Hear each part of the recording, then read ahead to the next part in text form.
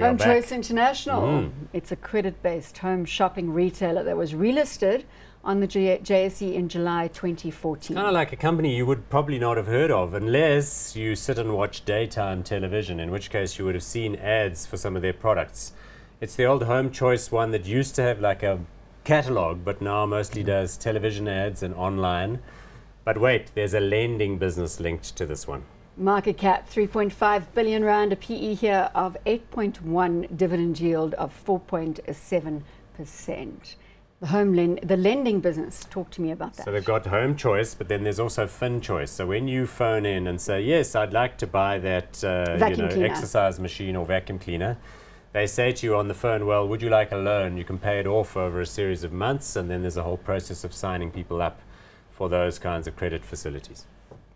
Credit in the current environment with the consumer where it is? Certainly, the business model of a retailer also combining that with credit provision has always been a problem sometimes if you cannot manage it properly, because then people are going to default and you can't really resell your furniture because the value of your second hand goods, nobody's going to buy them. So that's very difficult. So they're trading in a very difficult environment, and I think for me, a very competitive. The liquidity of the stock seems to be a problem. If you put that share price, yeah, you can see it's sort of chunky. As the joke goes, it sort of trades by appointment. Yep.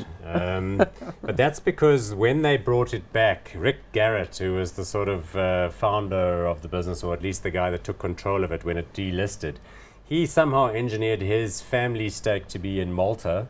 So it's controlled and has a listing in Malta with a secondary inward listing. But I mean, the market cap is sizable, and actually operationally they've been doing quite well. Do you know what the capital of Malta is? I will be able to get this for you in a minute. I said it. Valletta. Oh, you said it already. Valletta. Valletta. No, Valletta. right. How's that for good geography? Did you go to Valletta? No.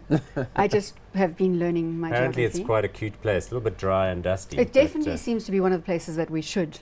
It should be on your, what do you call it, that bucket list. Bucket list of places to visit. In any event, coming back to the company, I was just going to say, this combination of new products and funding facilities seems to have worked quite well, because remember, it's relatively small loans to new customers and then repeat loans to people who've got an existing account. But it's in the micro-lending space. It is, and it's done well in that space and hasn't been hit by bad debts because they're quite circumspect about who they give amounts of money to. Would you buy into this one at this point? Well, looking at the PE, you think it's a good buy, and also the dividend yield. But once you looked at the liquidity to say, can you get in, can you get out? That's a different story altogether. But earlier on, we said this is a very tough trading environment they are in. They're competing with Mr. Price at Home and all the other at homes Paul spoke about.